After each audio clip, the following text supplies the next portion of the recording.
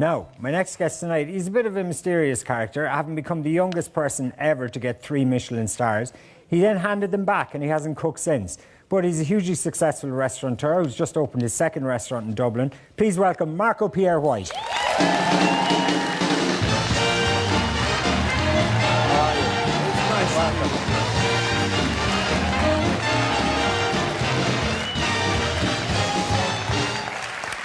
Marco, it's great to see you again. Welcome back to the show. It's nice to be here. Now, I was thinking about you, and I was thinking that... we've had a lot of the well-known British chefs have come here, right? Gary Rhodes came here, couldn't hack it in Ireland. Ramsay came here, down to Powers Court, couldn't hack it in Ireland. John Christophe Novelli came here, couldn't hack it in Ireland. The only two who have lasted here have been you and, so far, Jamie Oliver. So, what's the secret? That's a really tough question. I thought you were going to be nice to me. I remember, it was, I don't know, 6 years ago, I met up with Fitzpatricks and they wanted to do something in Dawson Street. And I thought about it and I said, what I think we should do is a steakhouse. I'm a Yorkshire boy and I came from very humble beginnings. And the people of Ireland remind me of the people from the world that I came from. Very down to earth, very honest, very straightforward, very black and white. And I think, you know, it's all about honesty on a plate. It's not about trying to kid people. It's not about fluff. It's not about a veneer. It's about honesty. Because I'm no different to anybody in this room. When I get my plate of food, if it costs me 20 euros or 15 euros or 10 euros, I want to see value on my plate. It's as simple as that. And I think one thing I've always done when I've come to Ireland is be very honest with everyone I've ever sat with. And I've got to say that no place on this earth has ever shown me kindness or respect and opened their arms like the Irish people. Really? And that is the God's honest truth. And I'm not saying that because I'm sitting with you, Brendan, and the audience to my left. I believe you. Yeah. I'm glad you believe me. I wouldn't want to get into a discussion. Yeah. But I think it's all about honesty. Yeah. When I walk the streets of Dublin, the emotional impact on me is like walking through the streets of Leeds. It's very honest, it's very straightforward. It's not about fluff. Yeah. And if you look at the businesses that do well in Ireland, they're really honest. You give us our dinner, basically. That's what we like. And then I give you the bill. Yeah. Is that two-dimensional. Is that down-to-earth thing? Is that in a way why you walked away from the whole Michelin thing? Was that a rejection of the kind of the grand cuisine and the, you know, classical, tricky French notions of cooking and all that? I started cooking in the 70s. The old world. It was Escoffier's world. Chefs weren't famous. Michelin had just arrived in Great Britain. And the boys and girls who tended to walk into kitchens were from very humble beginnings. They were from a working class world. And you went to work and you did your job. You know, sometimes you'd work 20 days straight. You never questioned it. You were taught to say, yes, chef. You just did your job, kept your head down. And I fell in love with my industry. I was very fortunate that I got a job at the Box Tree in Ilkley in West Yorkshire, which had 2 stars in Michelin, one of only 4 restaurants in Britain. And the 2 owners were very special. They used to tell me about the great French restaurants, Maxime's, La Serre, La Tour d'Argent, La Grande Fifort. It was like Jack and Nori in it. You know, it was extraordinary. I used to absorb every word they said. And every alternate weekend, they'd go to France and they'd dine in these great restaurants. And they'd come back and they'd tell the chef, Michael Lawson, who was an extraordinary man, God bless his soul, he's not with us now. And they'd tell him exactly what they had in intricate detail, and he would replicate it for their dinner on Tuesday. They'd tell him how to correct it.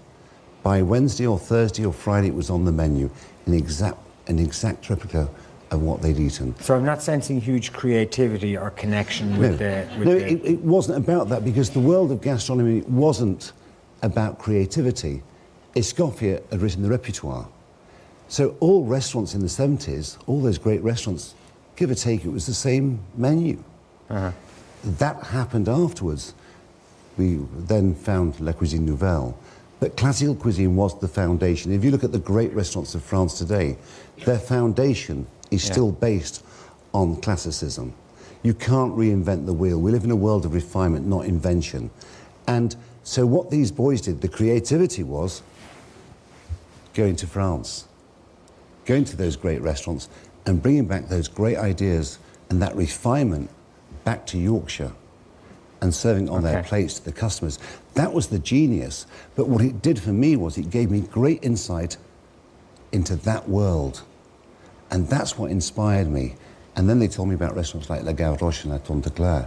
And then one day I had that great And did you privilege. fall out of love with those notions at some point? Oh, we're going back to the question. I forgot about that. You know, I like to digress. It's okay. What happened was so I studied in the old world and I saw the modern world and I saw that golden age of gastronomy. And winning 3 stars without question is the most exciting journey of any young chef's life. Yeah. But when you win your 3 stars, it becomes very systematic. Yeah. You're a well-oiled machine. People are coming to your restaurant for those specialities, and you have to be consistent.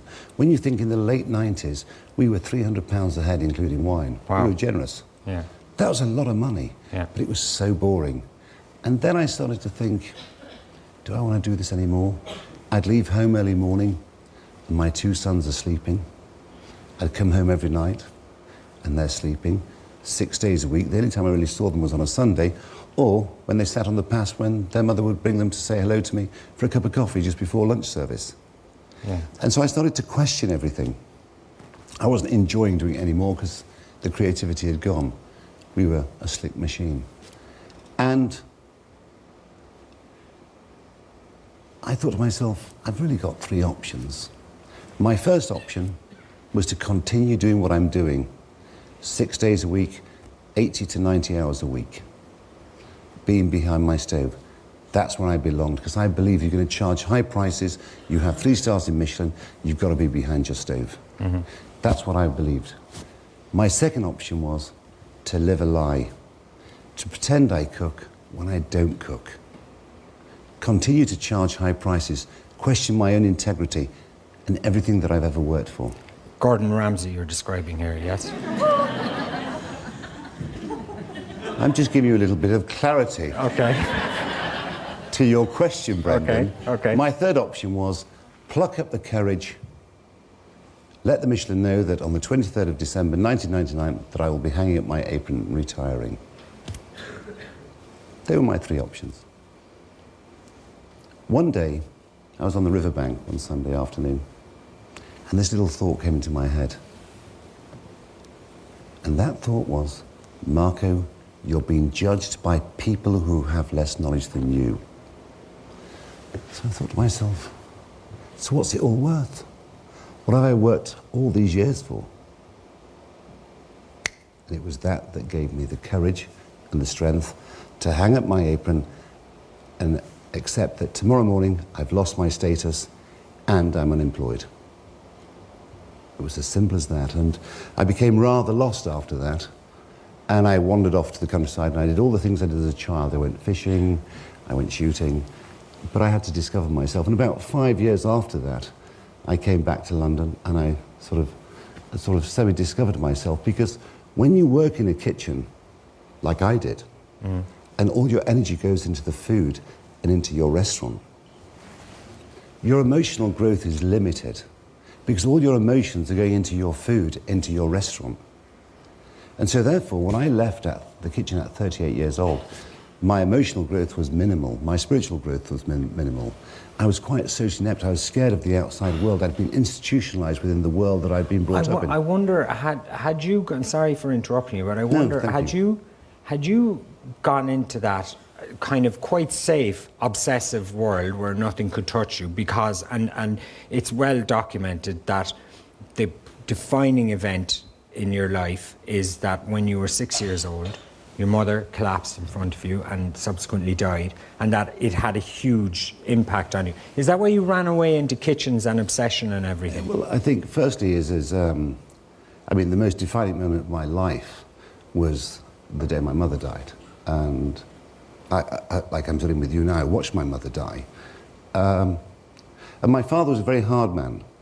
And so when my mother died, my father gave me and my brothers one possession of our mother's and then never mentioned her again. Wow. Mine was my mother's Bible. And my father was a chef, my grandfather was a chef. And so I followed my father's footsteps. So from the age of 6 to 16, my father programmed me to be like he was. I came from the working class world of Leeds, the industrial north, very hard. He prepared me for that tough kitchen life, because in those days, kitchens were far tougher and far harder than they are today. So I left and I went into these tough kitchens, and for the next sort of 8 years of my life, I'd been prepared for that. So that world was quite comfortable for me. Because you didn't need to have an emotional existence, so you could shut down because of that terrible I hid trauma within that world. Yeah. Working hard was the greatest painkiller I could ever have taken.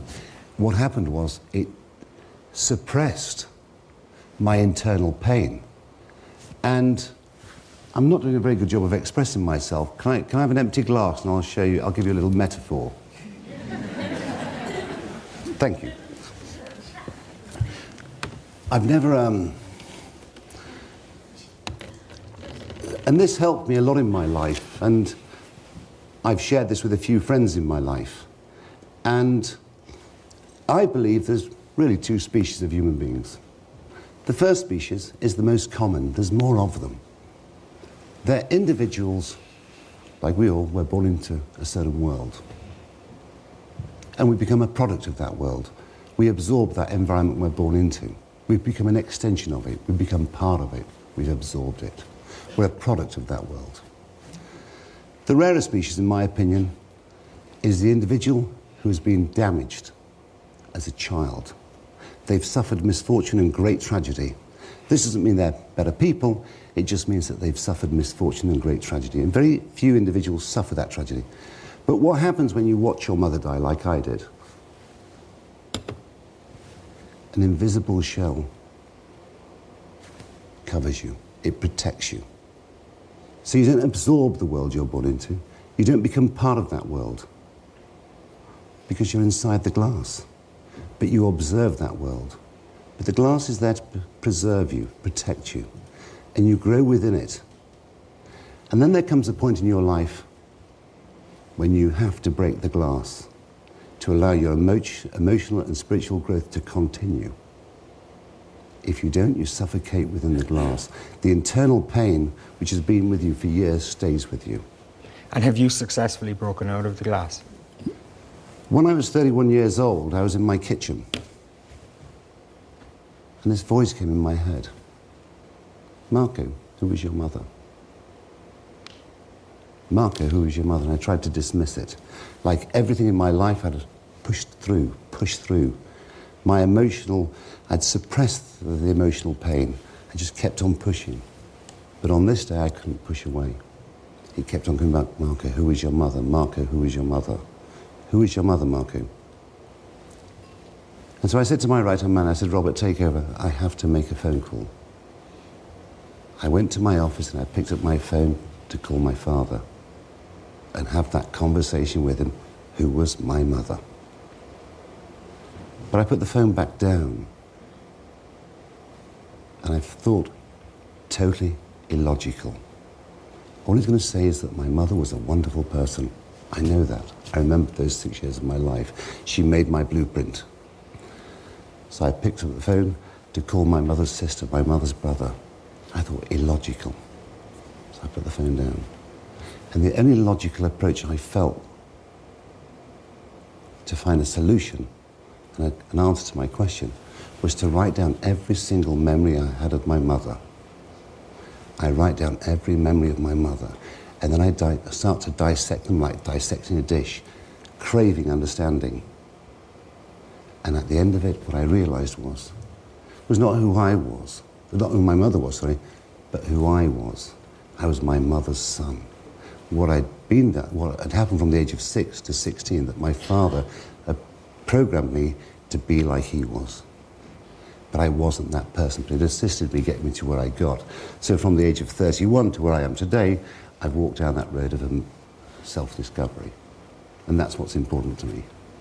Marco, I have to say, this is one interview I would never attend. I hope that we can continue this conversation sometime. We're kind of out of time now. That's remarkable insight. We should say to people as well that you have a new restaurant in Donnybrook and they can go there and get a very nice steak and chips. Ladies and gentlemen, the great Marco Pierre White. Thank you very much.